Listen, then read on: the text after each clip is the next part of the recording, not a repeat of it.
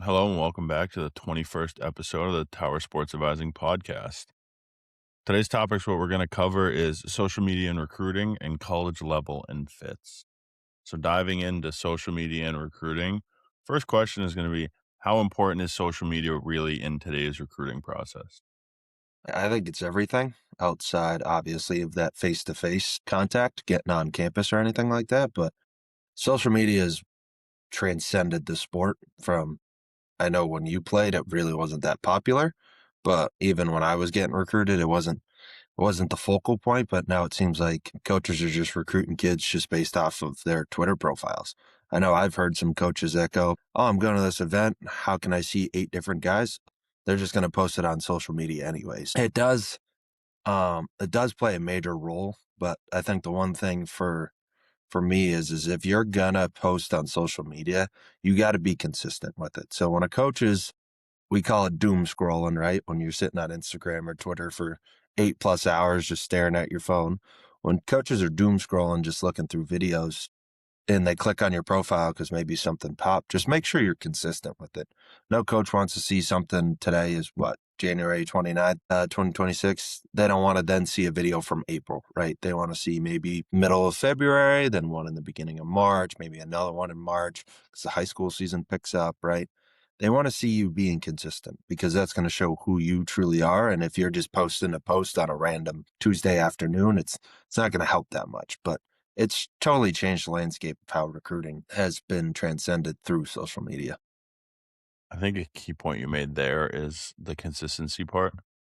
I think a lot of kids get confused nowadays is like, if I don't have a Twitter, right? And a lot of kids have their personal Twitter and then they have their, let's call it baseball specific one, right? I think when guys start their Twitter for the first time, no matter how far you into if you're a junior and how far you're in the process or how early you were in, right?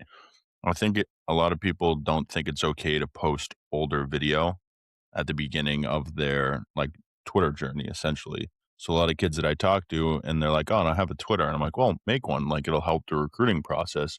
But I think a lot of kids not get scared, but essentially get to the point where it's like, I don't want to post 7 videos in one day. Well, I'm like, all right, well, how do you build a profile if you've never had one?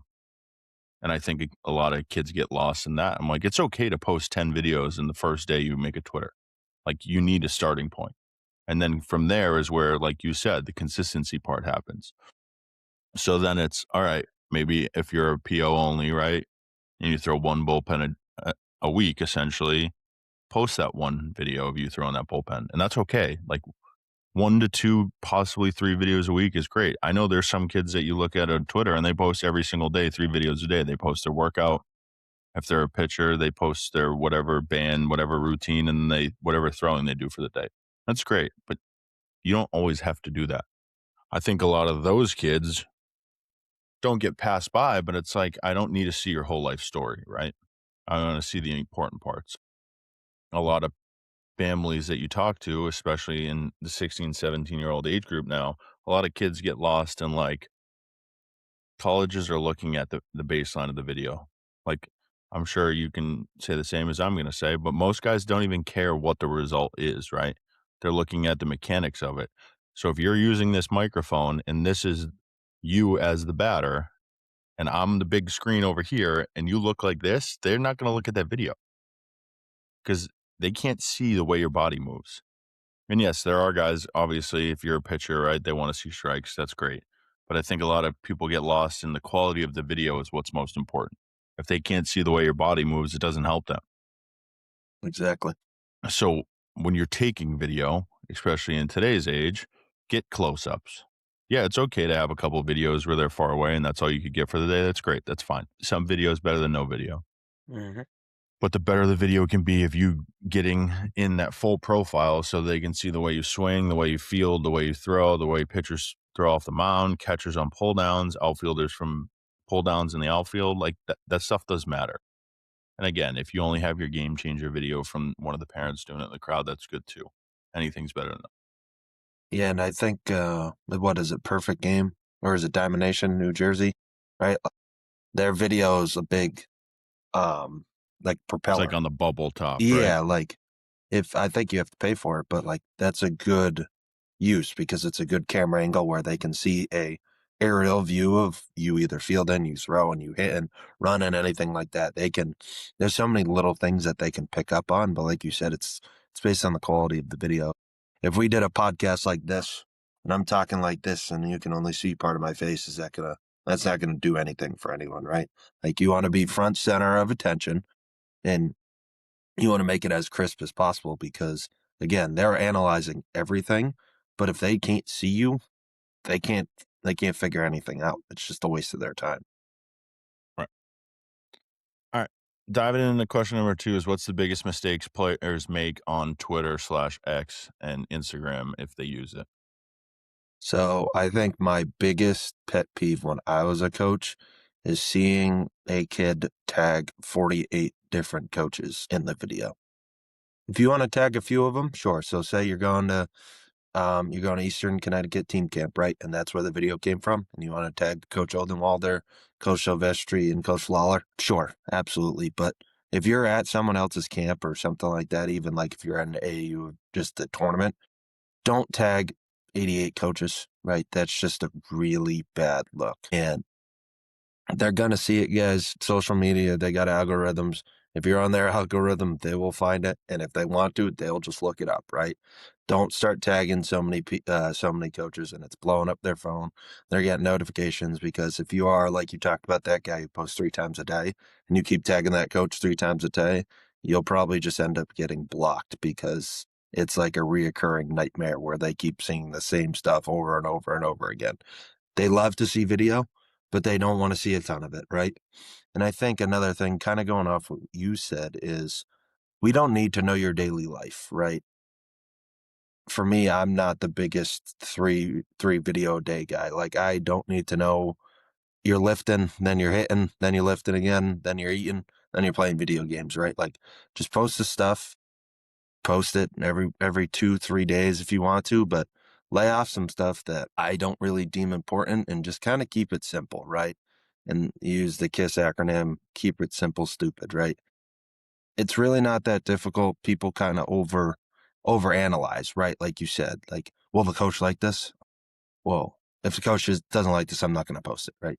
And I think that fear kind of holds back from people just posting the natural videos because they think everything has to be perfect on social media. There's so many mishaps. There's so many things like that.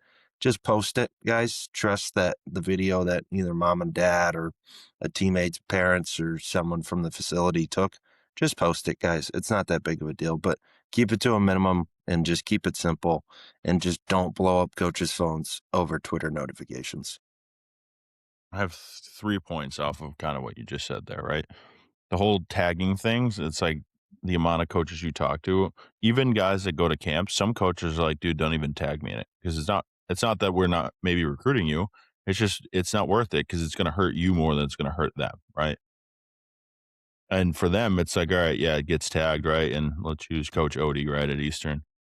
If every kid that goes to his camps tags him in it, his thing is just flooded and flooded and flooded and flooded with different kids, right?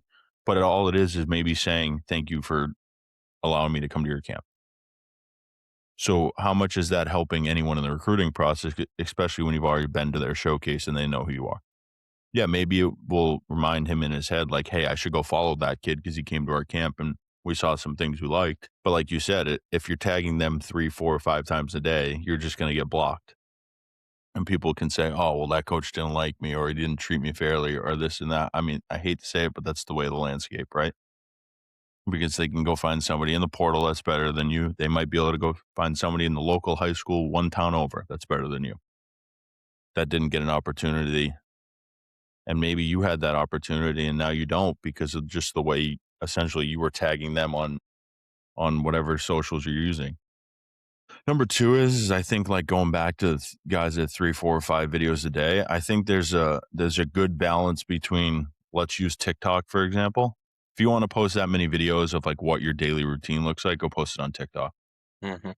Whereas, like, take the core values of what you do in a day and, like, "Alright, I took this video of me throwing a pen today, or I did a short box, or I was just hitting front tosses and outfielder," right?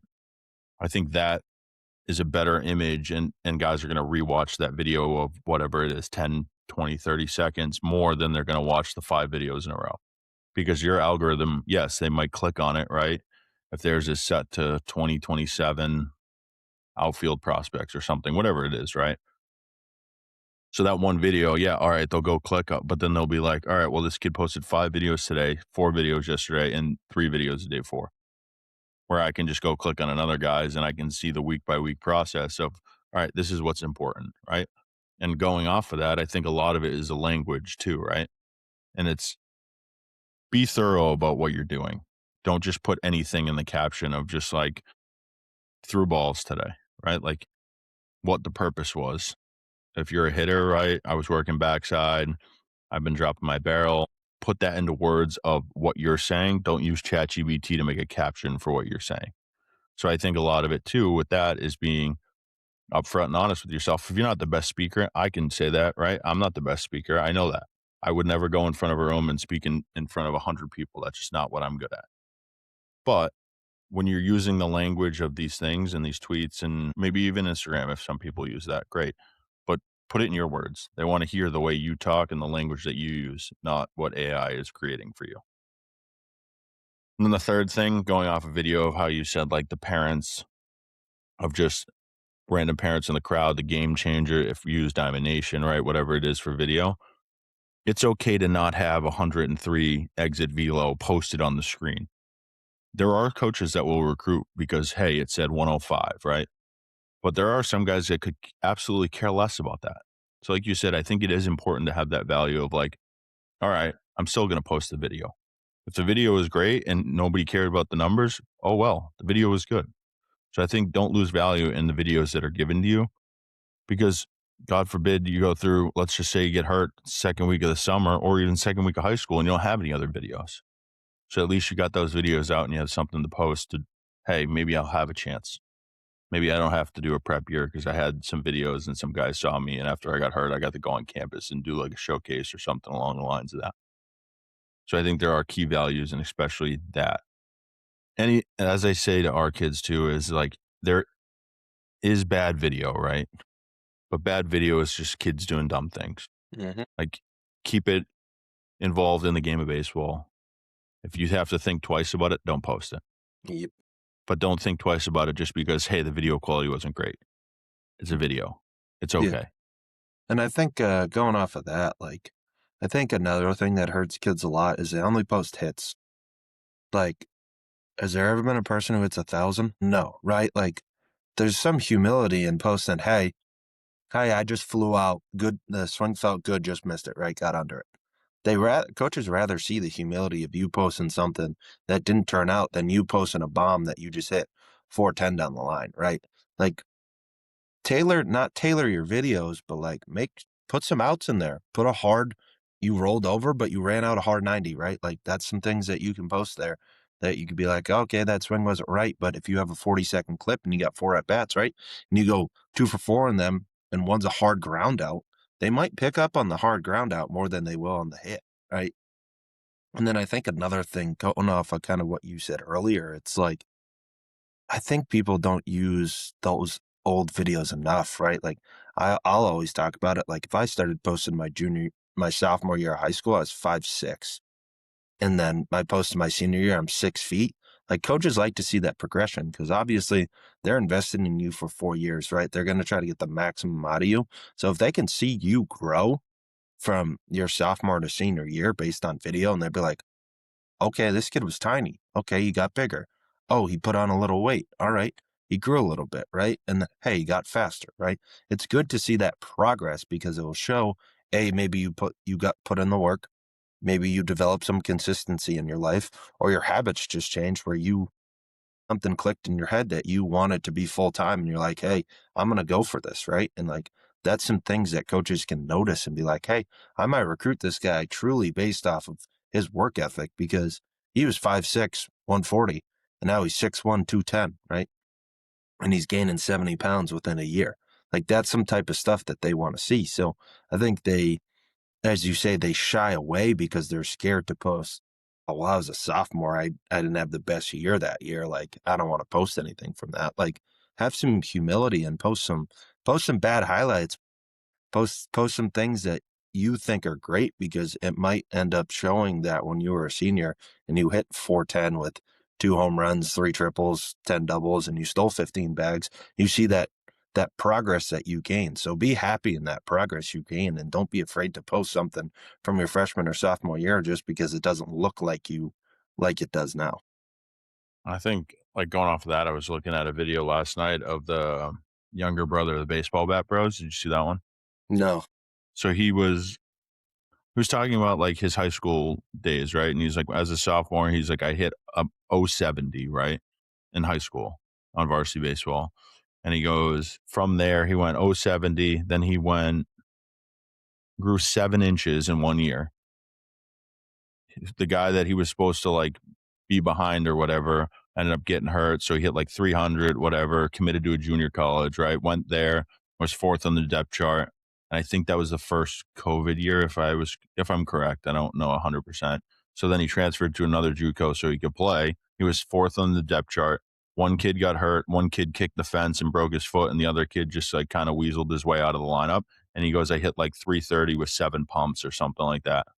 And he goes, then I committed to Louisiana Lafayette. And he goes, I was third on the depth chart there. He goes, senior got hurt.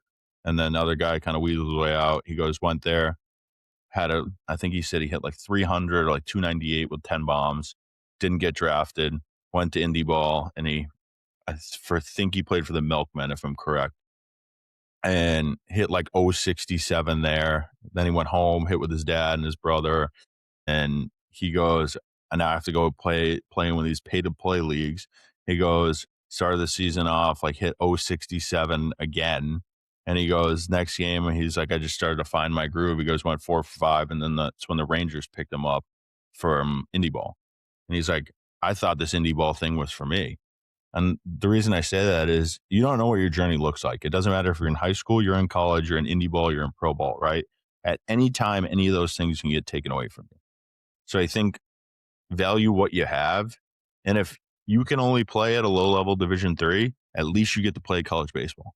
Mhm. And that's my kind of moral of that story is like, that guy's telling you all these things of all the ups and downs of his entire career.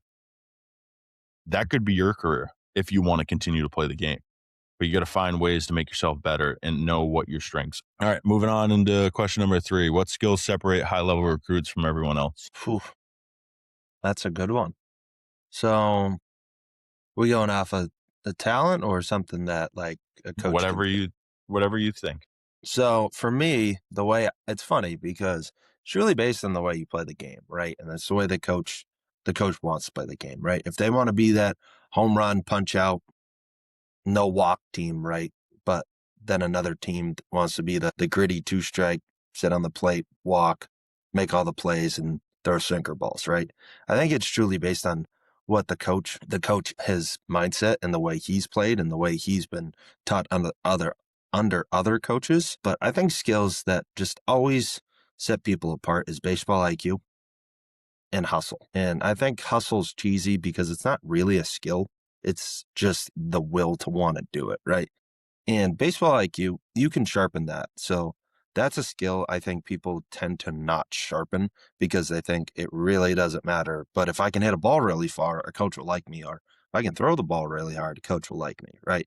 So when it comes to baseball IQ, those those things that you learn through the game of baseball by watching it and being taught it, that's what keeps you in the lineup, right? Like if you're the guy who can read an outfield and take that first to third without the coach having to wave you on, or hey, you see something that the guy moved up in that bat and you know he's going to lay one down, so you cheat in a little bit, right?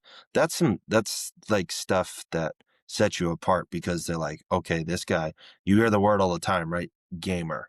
That's like the situations that people want to be in, and they get onto that field and they get that tunnel vision of I'm going to do everything I can to make sure my team wins. And it comes from the baseball IQ. And for the hustle part, I think hustle is one of the major skills because it keeps you, the whole objective, right, is for when you're being an athlete in any sport is to be in the lineup and to win baseball games, right? And obviously 3 is to have fun. But hustle keeps you in the lineup, right? So say Say you're not hitting well, but you're legging stuff out, you're laying out on defense, you're going balls to the wall, right? That's going to keep you in the lineup. It's going to give you that little extra leash where the coach is like, Zach will figure it out. He's fine. He's only hitting 280. He's down a little bit, but he's hustling every day. He's got a smile on his face. I never have to worry about his work ethic. He's going to stay in the lineup, right? And I think just skills overall that, like, if we're talking about physical skills, I think just the ability to get stronger.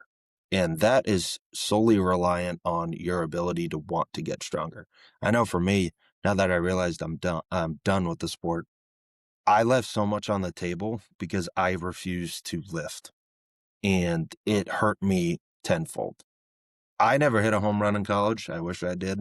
Never really thought it was a big deal, but I realized when I go back and watch old videos, I'm like, wow, I'm a pipsqueak to what I am now. And it's truly because I didn't invest my time to sharpen my skills, which was in the weight room. Like, I had the high baseball IQ and everything like that. I could field with the best of them, but I lacked strength. And I refused to acknowledge that until it was too late. So I think when it comes to skills, that side of things that may be physical, but aren't at the forefront, that become the forefront when you get to college, when you're looking and there's kids that are 6'5", 240 running 6'5", they're like, oh, wow, I am not even remotely close to that guy. And the beautiful thing is not everyone's built equal. So you're not going to, maybe have that strength that kid got blessed with, right? But you can keep working hard in the weight room and keep crushing it and keep your vision the way you want it to be. And you can invest your time properly to continue to lift weights. Cause I know I regret it a ton that I did not hammer the weight room when I could have. I think I'll keep it short and sweet, but I think work ethic is the biggest one. Like, people always want to look at the top 50 recruits in their class, right? And the kids that are going to Alabama, Duke, Tennessee, Oregon, Vanderbilt, whatever it is, right? Texas.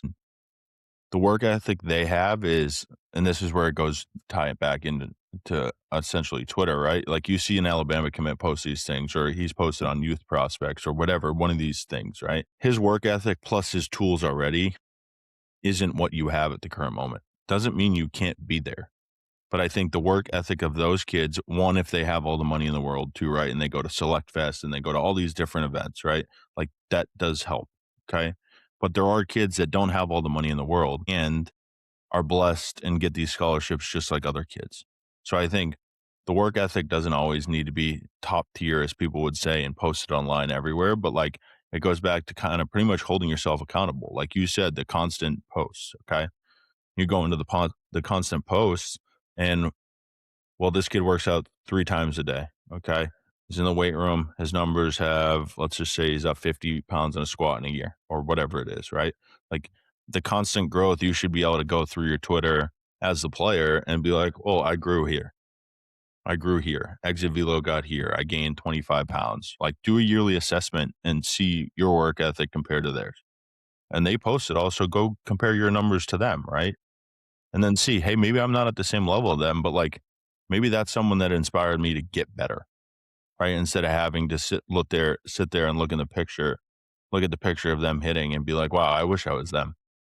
You can do that. It's just you have to put in the same work ethic they have. That doesn't mean you have to go in every perfect game, PVR, prospect select, whatever it is, right? You don't have to do all those things. If you get invited to those things, great.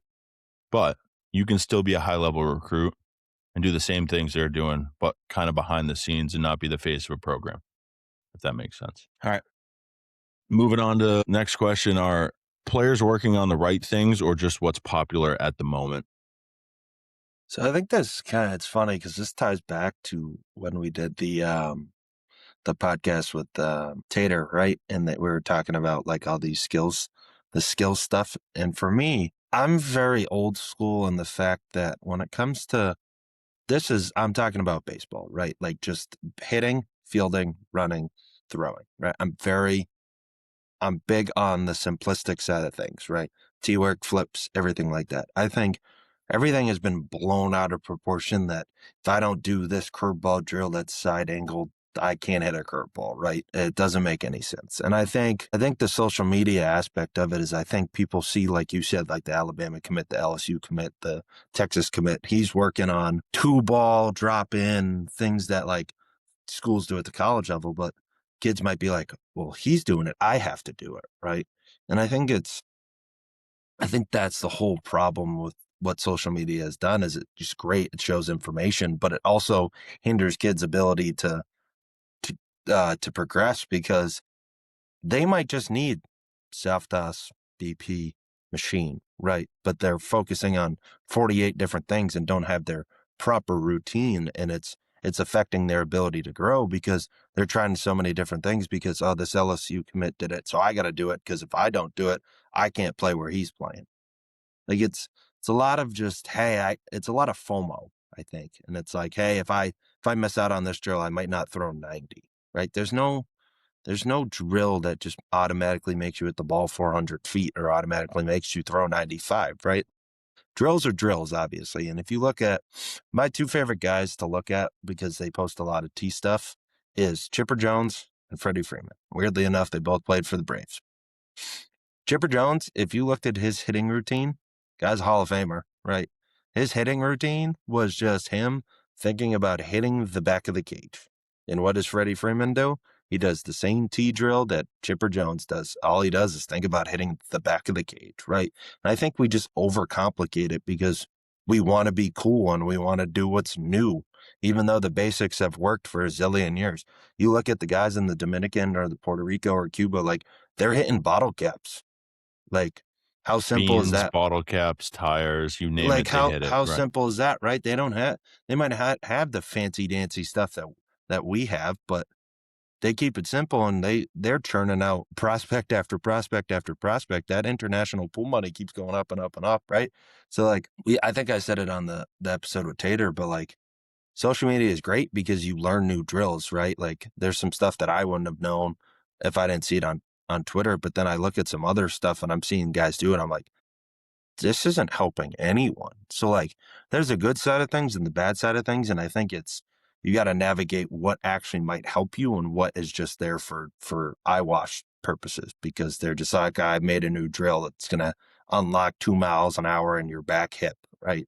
Like there's no case study on drills that can just automatically do that. So I think social media is great with the people that post stuff and the people that hit with the big leaguers and they go over. Like I know when we worked with Bobby, video was great for him because he could explain it like he was a math whiz. Like it just snapped off the top of his head. But stuff like that is good because it's harnessing what you need to learn.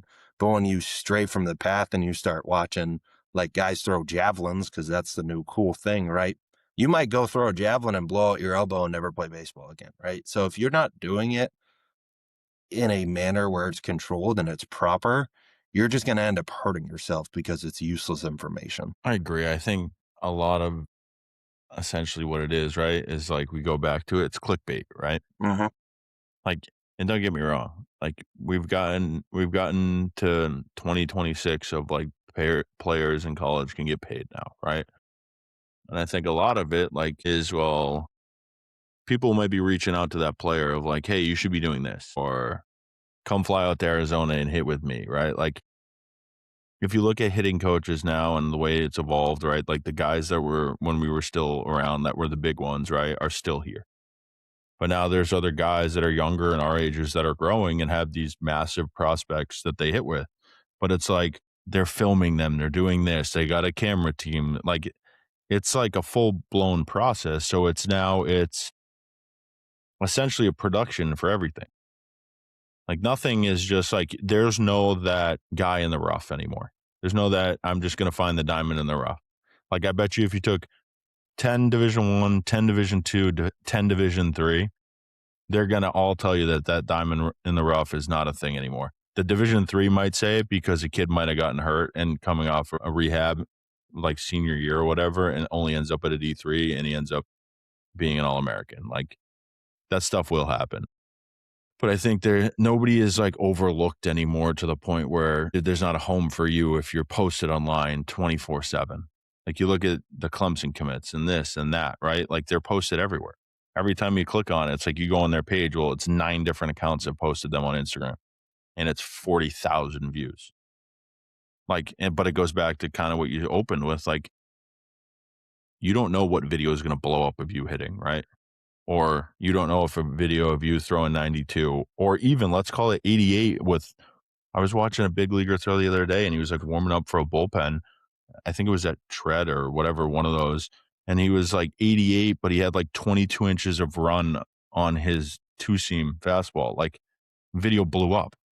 So and that guy was just getting loose. Like, I think he ended up topping like 96 or 98 with like the same amount of run. But like, if you don't know the science behind it and you don't know why people are doing it, I think that's where it's gone wrong. Mhm. Because it's like, oh, he's doing it, I should do it. Well, if you swing like him, maybe it'll benefit you. But if you're a scissor hitter and that guy's a launch angle, it's not going to work for you.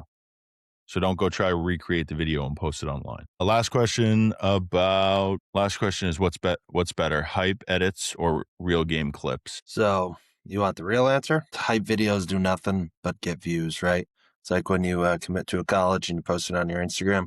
I was a product of that. I did the same thing. I couldn't wait to post that I committed to a school, right? Does it do anything? But maybe get you some feel good stories when you're in your high school and everybody's congratulating you. Post your real game clips, guys. And what I mean by real game clips, like if a BP session, like you're hitting off a machine, it's essentially game like, right? So if you can post your BP session of you hitting and it's game like, and it's maybe you're hitting sliders today and you're going working backside stuff, post that stuff, right? Real game clips, I will say, is the only thing that matters unless you're getting posted. I think it's the 2021 Philly Scout team, right? You had Max Clark, Elijah Green, Drew Jones, all those guys. And it felt like every time they took a swing, it was a hype clip because they were just trying to blow up on social media. Coaches only care about your games.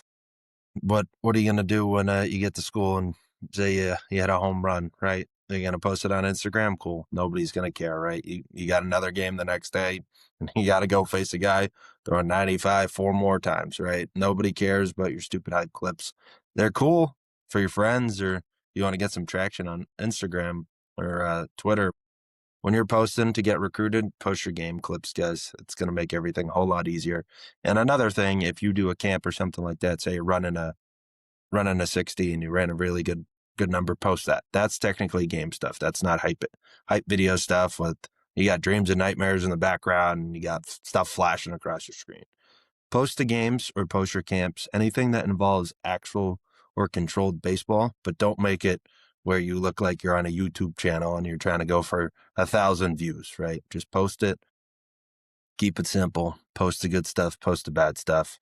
Coaches will love either way. I got two things, right? I think one thing that kids need to understand is like you said with the commitment posts, like that's for you.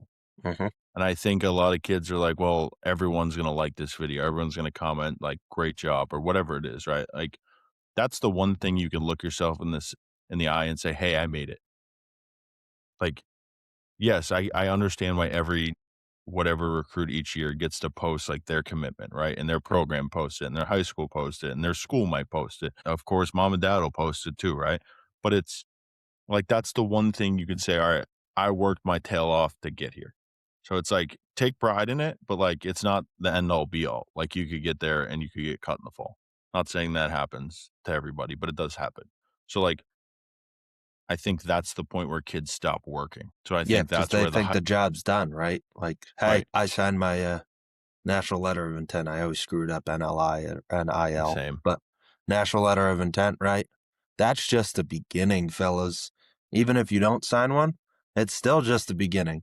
When you get to college, I know when I did, I thought I was the king of the hill. I get there, I see you. I see kids that are just mashing all Americans coming off 2 years removed from the number one team in the country, right? Just guys, nobody cares. But post it if you want to post it for yourself. Be proud of what you did. But at the end of the day, in about 3 days times, maybe even shorter, nobody cares, right? It's back to the lab. You got to get better and you're going in clean slate. Nobody cares what you did in high school, right? They might talk about it for about a week when you're at tryouts or the first week of practice. After that, nobody cares because everyone's on an even playing field. you're going in with maybe with a even lesser of a plane because the kid in front of you is a two-time All-American. He didn't get drafted. He's pissed off. He's coming back for his senior year, right? Maybe that spot closed. Stuff like that matters to you if you let it matter, but at the end of the day, nobody cares. And then number 2 was, I think that real game clips are more important because they're raw videos, right? And what I Hmm. mean by raw videos is you're not taking 500 swings off of hit tracks to post a video to get the right one. Again, that might get you recruited. I'm not saying it won't, but the real in-game video of you hitting a backside double off of a lefty that's 88 plus as a right-handed hitter, that might get you recruited.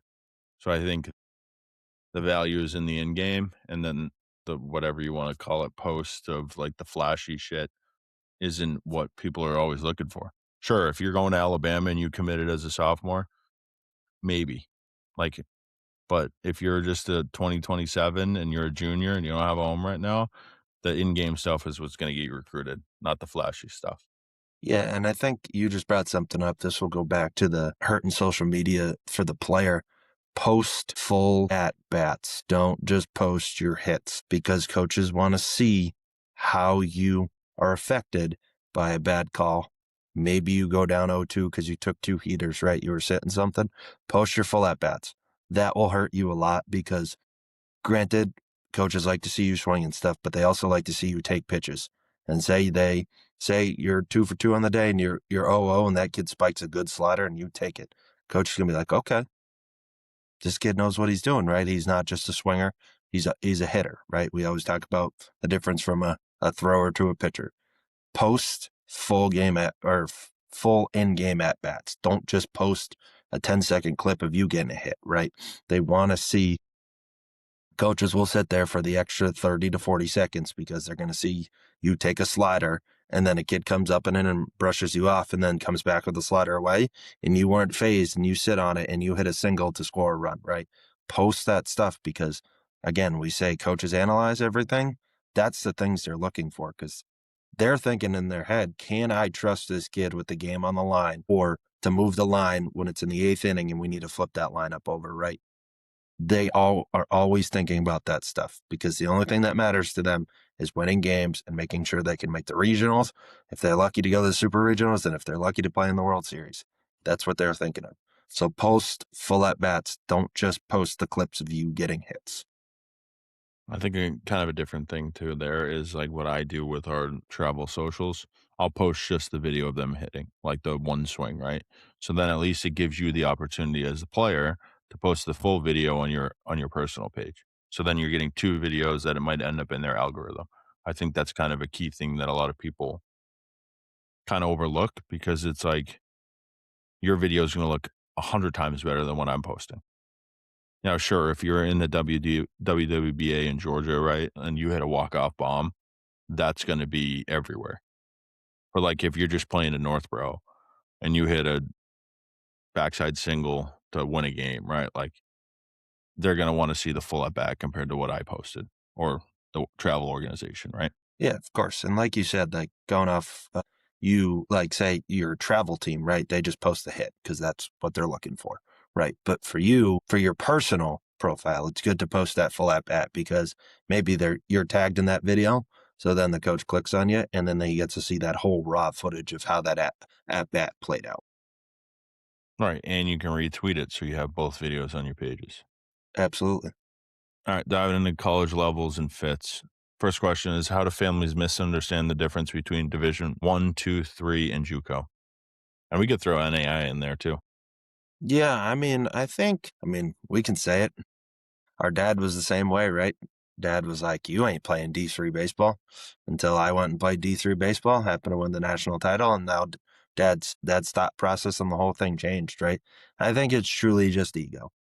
You'll hear me say it a lot. I think a lot of stuff in the recruiting world is ego, and I think it's parents' ego, I think it's kids' ego, and I think it's coaches' ego. I think there's three things involved, even your travel coach, right, or your high school coach. There's egos involved, and the thing is guys, we've said it numerous times. D2, D3, or sorry, D1, D2, D3, and JUCO. There's ballers everywhere, right? You look at the D3 schools, we joke around like the Endicott's, the Salves, the Easterns, the Wheatons, even the ones out west, right? Like the Wisconsin Whitewaters, the schools down south, like the Trinity Texases of the world. Like we genuinely say like they could go play D1 and have a shot at beating them, right? Like there's ballers everywhere. And that leads to just, again, I always say it's an ego thing. Like my son has to play Division I baseball or he's a failure. It's not true. Like you can go play Division I baseball. Great. You can go play D2 baseball that are in the top 25. We've had numerous teams in the Northeast be number one in the country, make World Series, right? D3, the Northeast has had a team in the World Series since it feels like 2021, even 2020, right? I think Wheaton and Babson two teams were in the World Series in 2020 from the East, right? Like, And before that, UMass Boston went, right?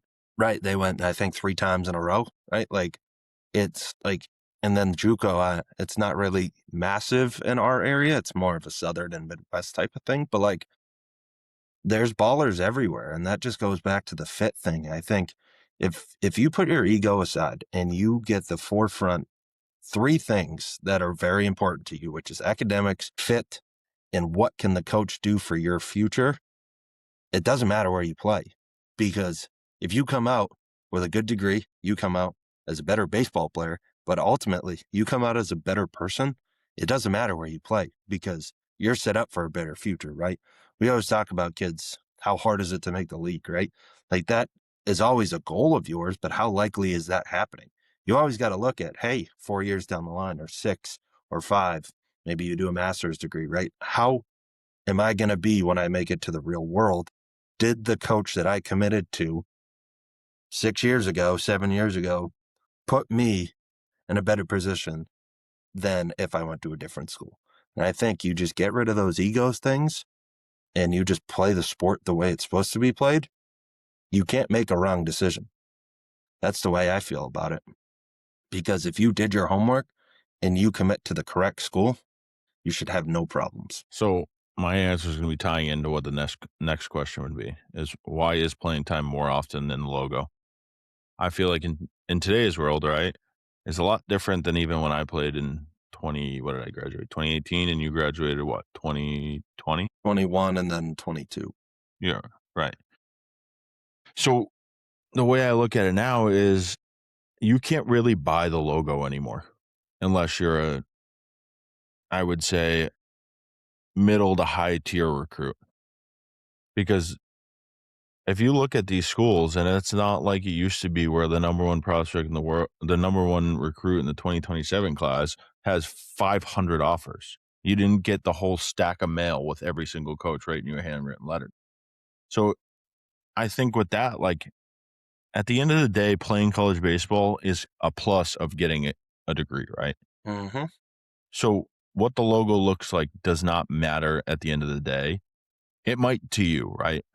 But at the end of the day, like you're getting a degree and playing time is the bonus, right? Like I've met people that are like, yeah, I was okay just kind of being on a college baseball team.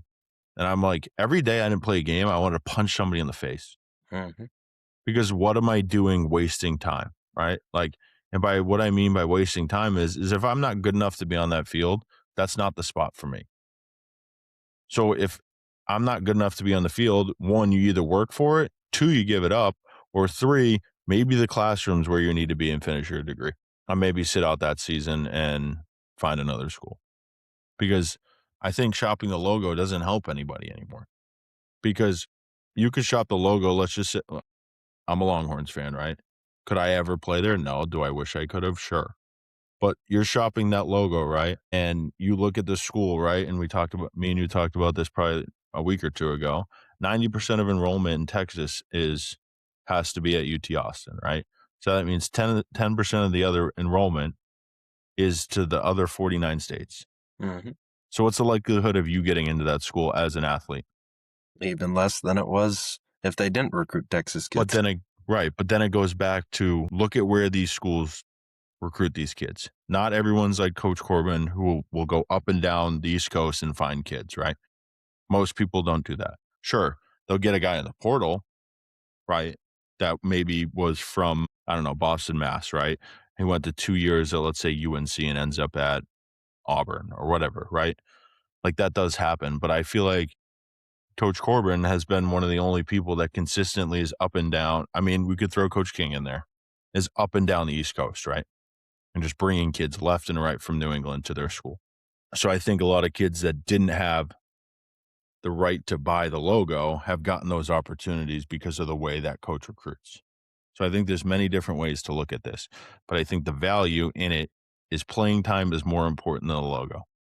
People would think we're just sitting here and bullshitting you, but you should want to go to college to play all 4 years. If you don't play as a freshman, it's totally understandable. But if you're a sophomore and you're not playing, like probably not the spot for you unless you're on a top 25 team in the country at 1, 2, and 3. Sure, I totally understand because you got to buy your way in. Like perfect example is Pierce back in the day, right? And John Friday said this the best.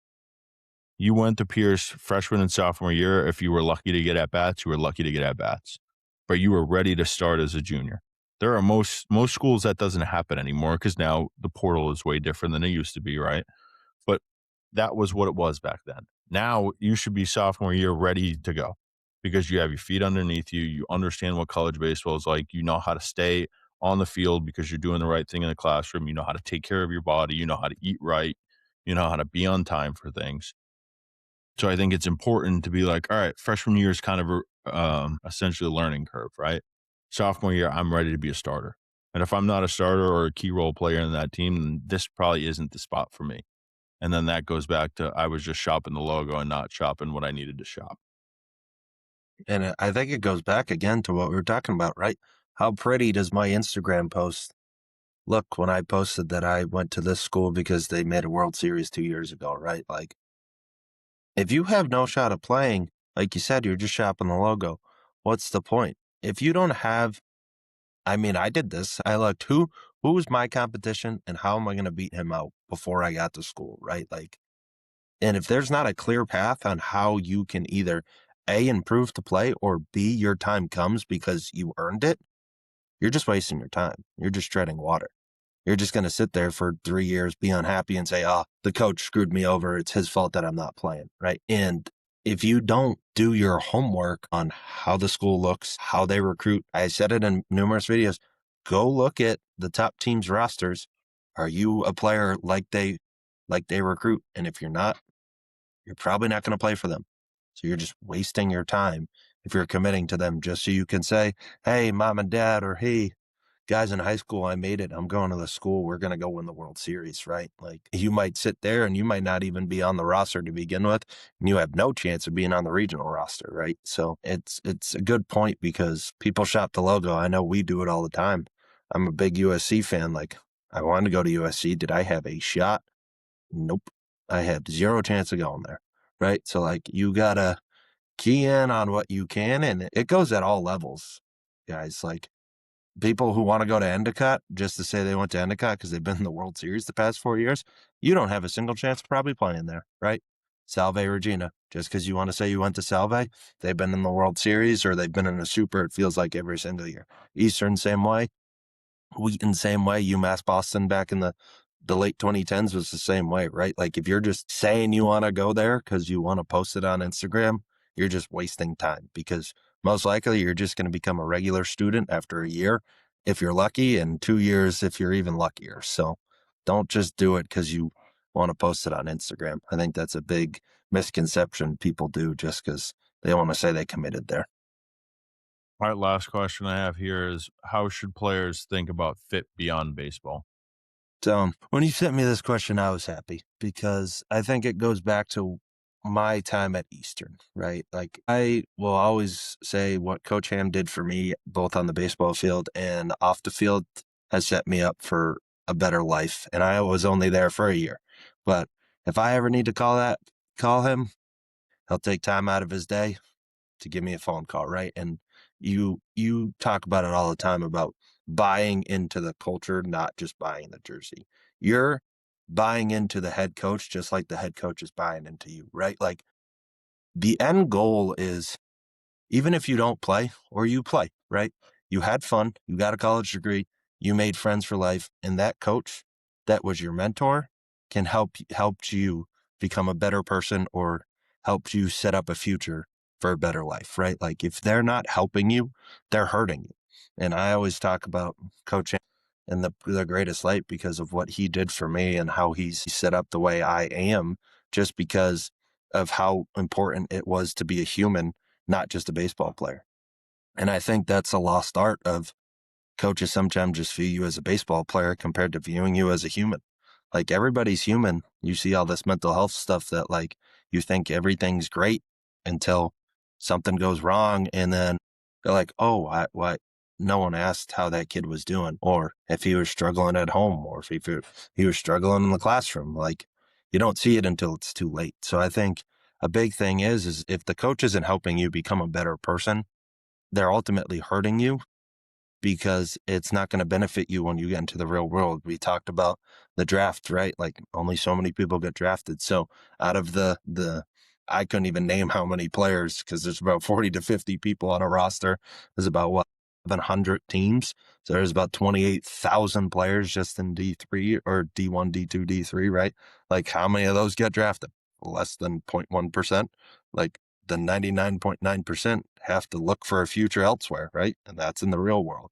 And if your coach isn't helping you set yourself up for a better real world experience, he's hurting you. I mean, I'll take an example of like the guys that are playing with Coach Endy in Banana Ball now, right? And like you look at some of those rosters that are built out, right? I was looking at one of the guys that's on the Loco, whatever, Coconuts, I think they're called, Loco Beach Coconuts under Endy.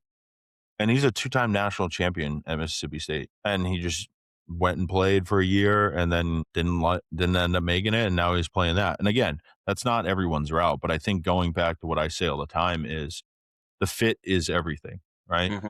Like if you have no offers at all, right? No paid, no walk-ons, no just even like a Roster roster spot. spot, whatever you Yeah. want to call it, right? Like, and that's the one you have. The fit doesn't matter, right? That's the opportunity. But I think the fit nowadays is if you're going in, let's say you're going to Endicott, right? And there's main 1 and 2 catcher have caught every game for the past 2 years and they started as sophomores and they're in their senior year. Maybe you're a catcher and that works, right? And then let's say you talk to Coach Harry at Salve, right? And they're graduating 4 starters on the mound. Like maybe that's a spot for you. But I think you have to do your homework before you go into these recruiting events, even like a showcase on campus or you get invited on campus. And a lot of these coaches will be upfront and honest with you. You can say, how do I fit in? Obviously, you don't say it as direct as that, but you can say, well, Coach, where do you see my fit in your roster if you're on a recruiting trip? Because they'll be straight up honest with you. They'll tell you, hey, you lack this and you're a plus to our program in this. And then at least you can go home and have a sit down with your parents, your brothers and sisters, your grandparents, whoever it is that helps you with this, right? But you can sit down and have a conversation of like, that guy told me the truth and didn't waste my time. And I think a lot of what happens in recruiting now is wasted time, right? And what I mean by wasted time, it isn't like you just don't know what's going on, but it's you go to a camp, you take 3 days to reach out, say thank you to the coach. Or you get invited on campus after, let's say, the Diamond Nation Victus Super 17 and you don't answer for 4 days. Like that's wasted time in my eyes. The wasted time isn't when no one's recruiting you. That's the work that you need to put in as a player that most kids don't want to put in because they're like, I haven't gotten any offers or, hey, nobody's reached out to me. Like that's not wasted time. That's the time to decide if you want to play college baseball or if you just want to be a normal student at a college Yeah. because that's what And separates the good players. and the thing is like you see it all the time, Coach in AAU. I see it all the time. There's plenty of good players that don't get any love and just go and do school. There's no problem with that, right? Like that's you setting yourself up for a better future, right? By just saying, hey, baseball's not for me. It might hurt me in some skills along the way, but ultimately it's better to just go get a college degree at a better school, right? Like as decisions for everything fits everything. Like if kids, I always say, like, if you want to go to a specific school and you might not be able to play baseball at that school, you ultimately have to sit down with your family and go, is this a smart decision? Is this going to benefit me? Right. And that's the whole fit and beyond baseball, because baseball only lasts for so many years. Granted, there's the memories and the friendships and the relationships you built and all the skills you've learned, but if it's not going to benefit you and it hinders your ability in the future, baseball might not be in the cards in college. And again, that's a story going back to the baseball bros story. Like, that's a story that you have to decide. You have the cards, you have the pen and paper, and you write the story, right? Like, you can choose to grind it out at another school and see if baseball works. But if you choose to hang it up, there's no shame in that. You made a decision, you live with your decision, and if you got a better degree because of it, you got a better degree because of it. Like, I think that's a lot of thing that weighs on kids is, oh, I've worked my whole life for this and then it didn't work out, and now it's shameful that I don't like the sport anymore, right? Like, there's so many things that go into it, but ultimately fit matters way more regardless if you're playing the sport or if you hang it up to get a better education. I mean, you nailed it there, and I think that's a great way to end podcast number 21. Yeah, absolutely.